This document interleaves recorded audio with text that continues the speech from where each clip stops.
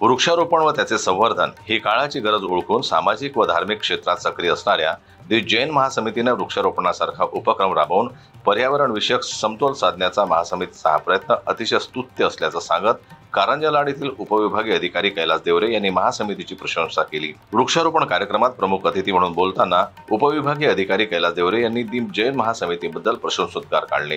पुढे बोलताना देवरे साहेब म्हणाले की आज तापमानात दिवसेंदिवस वाढ होत आहे आणि ते जर थांबवायचं असेल तर प्रत्येक व्यक्तीने एक तरी झाड लावलंच पाहिजे।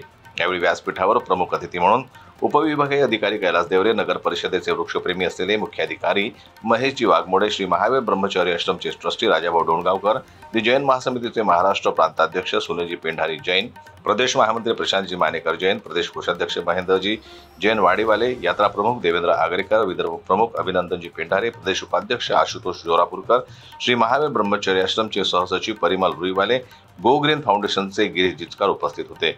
कारंजा लाड वन परिक्षेत्राचे जतकर यांचे सहकार्य यावेळी लाभले। कार्यक्रमाचे संचालन व आभार प्रदर्शन बुश सर यांनी जैन महासमिती लाड संभाग संदेश जिंतूरकर, सचिव कवी सदस्य नितीन बोरसे, सुहास यांनी कार्यक्रम यशस्वी करण्यासाठी परिश्रम घेतले। जनमत लाईव्ह न्यूज करता ज्ञानेश्वर वरगट यांची रिपोर्ट वाशिमहून।